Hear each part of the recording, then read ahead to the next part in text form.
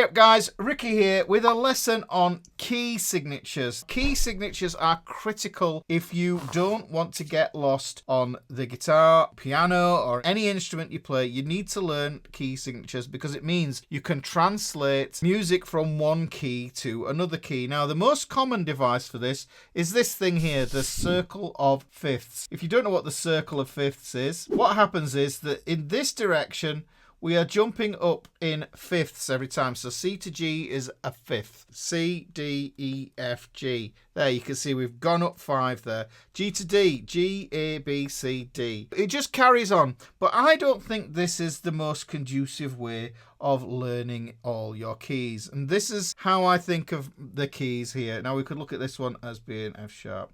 The thing to remember with the keys is that this one here, this is the important one because that's the central pivotal one. How this circle of fifths came about is from something called tetrachords. And I've done a lesson on that and I'll put a link to that at the end of this video for you. So if you want to further study this cycle of fifths, you can get your head into that and have a look and see where it comes from with the tetrachords.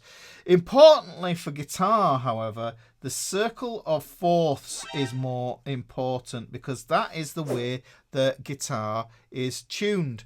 It's tuned in fourths. So the first important key that we need to understand is this one here. Those are the 7 notes that we use, and the key signature for C major has no sharps or flats on it. Now you're thinking to yourself, all right Ricky, well what's a sharp or what's a flat? If I take this D here for example and I raise that up a half step, remember sharps go up, so taking that letter D there, what happens is I get D sharp. The same thing's going to apply here. That goes up a half step, we get an A sharp. What happens with an E? Yep, this is a problem. We could get an E sharp, and that is actually something that happens.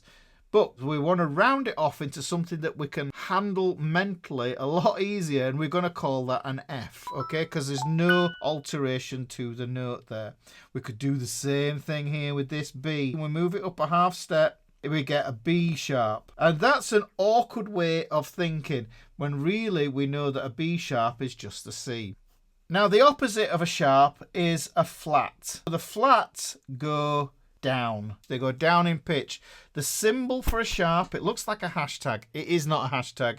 And a symbol for a flat is like this little B shape here. There's a few of them here. I've already printed these out here so you can see what those look like. But these are the symbols we're going to applying here to our staves. I'm going to show you these in treble clefs. We're going to look at the sharps keys. Remember, C major has no sharps or flats, so it doesn't fall under the territory of a sharp key. Now, this is where the circle comes in, that some people use this, but I find this a little bit counterintuitive myself, because all you really need to do is memorize this mnemonic. This is the mnemonic. I've used this before, and this is why we use it on guitar, because if we go this way, this is the cycle of fourths. If we go this way, it's fifths. Okay, so we get the cycle of fifths this way, cycle of fourths that way. That way is important for guitar. Now, the way we remember this is, I remember Dr. Mark Ellis, God bless his cotton socks. He taught me this mnemonic in harmony class at music college, and it stuck with me because of the curious nature of what it does. This is tricky to memorize. This you can memorize in 10 minutes.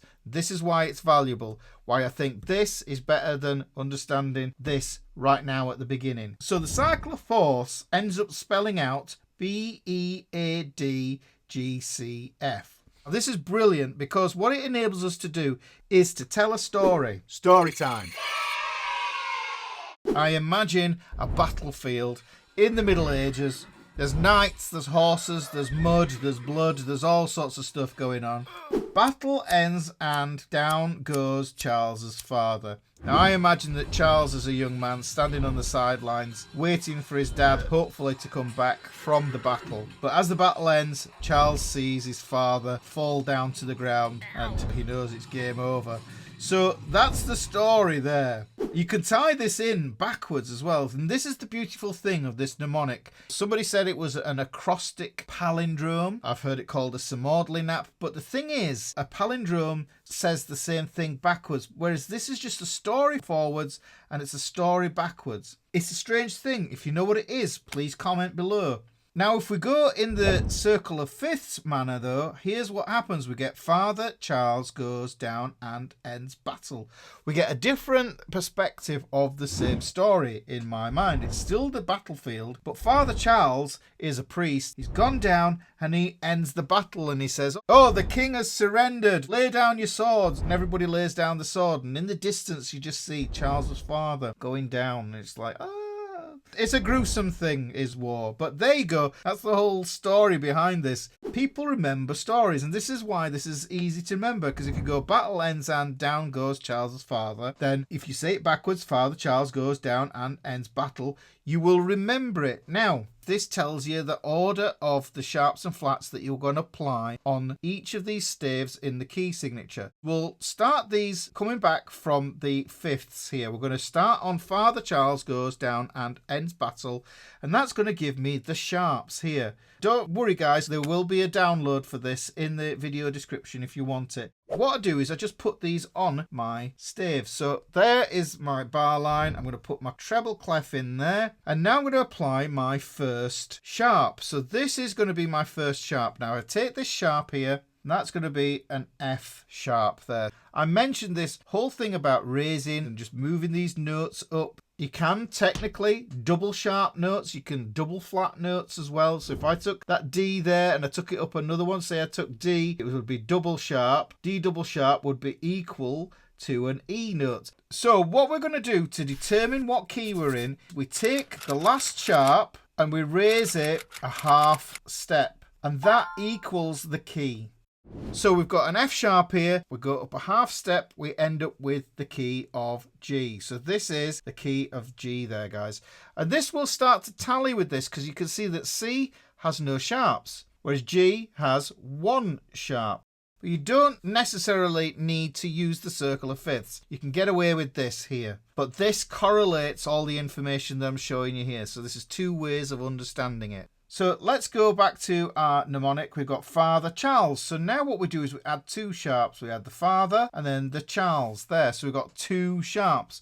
We take the last sharp up a half step. So this is a C sharp. Up a half step, we get D. So this would be the key of D major. That's the alteration to the notes that we need to make. And anytime we see an F, we add the sharp to it, making it into an F sharp. We do the same with the C. Anytime we have a C, we put the sharp on it, which makes it a C sharp. Now let's carry on. Let's go through these. And all I'm doing is I'm adding one sharp every time I go up. So let's put this treble clef on here. 1, 2, 3. I need 3 sharps. And I just remember Father Charles goes. Father Charles goes. So if I go from this G sharp up a half step, that's going to give me the key of A. You can see that this is following round in this order.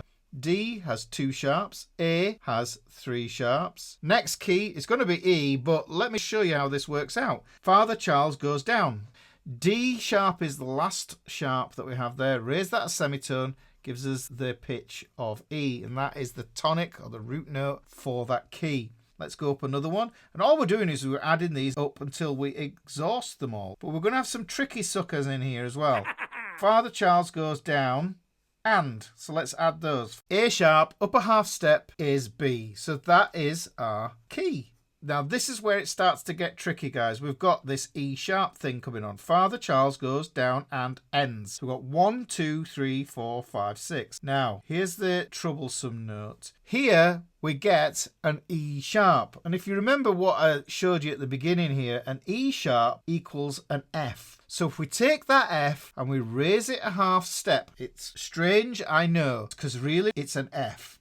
We take the F, raise it a half step, we get an F sharp. This is awkward because we end up with some double thinking on that sharp. Let's carry on. Father Charles goes down and ends battle. We've got a B sharp. Now I already mentioned the B sharp here, which ended up becoming a C. So let's do this. We end up with a B sharp. And a B sharp is really a C. That's an enharmonic equivalent way of thinking about it. But it's still a C. And because this is a sharp key, we've got to raise that last sharp a half step to discover the key. What we get is a C sharp. So this would be the key of C sharp. We're going to come back to this in a minute because I want to show you a different way of thinking about this, the key of C sharp. We kind of looked at it down here a minute ago. That's the way we use it for sharps going up this way. Now, if we want flats, we've got to go this way now. The next to last flat is the key.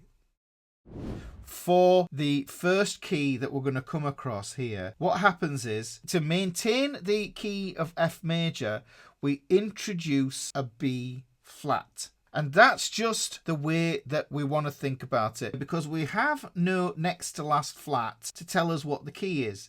So just memorize it, that F is 1 flat. And you can see there that we've got the B flat, battle. The next thing is 2 flats, battle ends. So we're going to put a flat on the B, we're going to put a flat on the E, which means that that is now a B flat and that's an E flat. Remember what I said, the next to last flat is the key. That's a B flat, and that tells us what the key is. Quite simple. Now, it's a lot easier than trying to work this out with the tetrachord, which is an interesting thing in and of itself, but not necessary. We're going to put 3 flats on. Battle ends and. We've got 3 flats on there. Battle ends. The E flat here is the next to last flat, so that is the key. Just keep going up. We're going to do 4 flats. Battle ends and down. There's the next to last flat. It's an A flat. Lovely. Next key. Let's fire through these because I want to get to the troublesome ones. The next one we have is battle ends and down goes. So we've got this on the G flat here.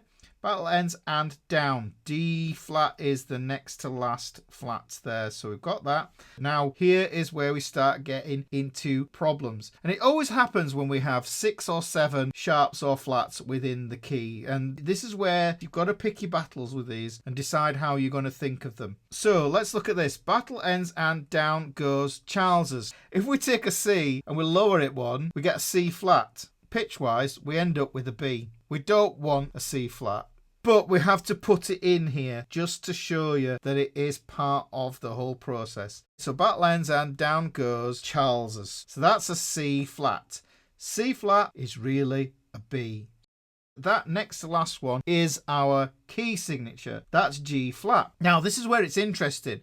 What we've got here is 6 sharps and we've got 6 flats here. An F sharp and a G flat are the same. They're enharmonic equivalents, yes? They're the same pitch. We've got 2 different names for them. F sharp and G flat, it's the same thing. So this is a thing where you think to yourself, which key are you most comfortable thinking in?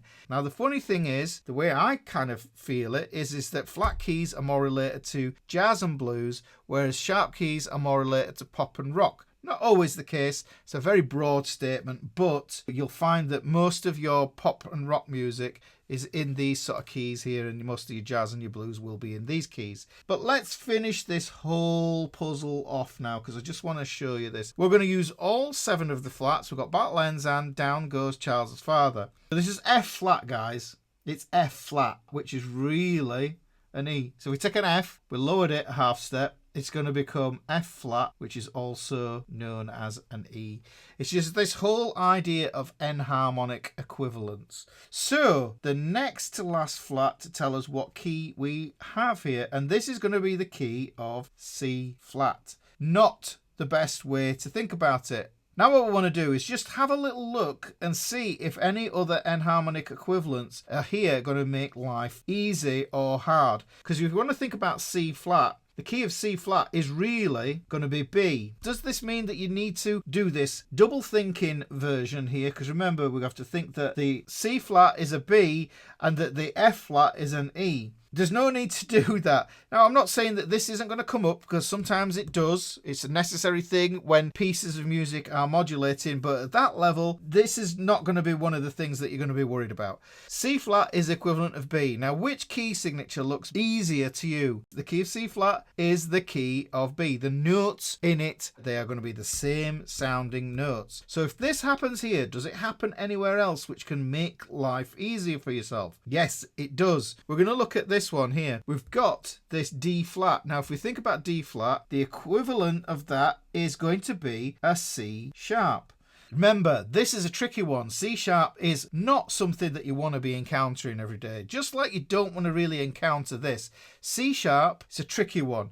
Now what we want to do is we want to switch to the flat key, which is a lot easier. So if we have D flat, then that's there. It's just easier, guys. Look, there's no alterations that we need to worry about. No enharmonic equivalents in the key signature. In the C sharp, we've got an F and we've got a C that we have to double think. We don't want to be doing any of that stuff. So this is the easiest way, I think, of showing you all those key signatures. And what you can see is that we get 1, 2, 3, 4, 5, 6, 7, 8, 9, 10, 11, 12, 13, 14, 15 key signatures, and those are for your major keys. But realistically, we can say to ourselves, let's trim some of these down. Where C sharp is concerned, let's play D flat. Where G flat is concerned, if we want to just dismiss that one and play it as a sharp key, if we want to play it as a flat key, that's fine. Do we want to have a key of C flat? No, because B is easier. I hope this makes sense, guys, because once you understand your key signatures and what notes are in there, then you can use that to work out all the chords in your key, and you can learn that by watching this video here.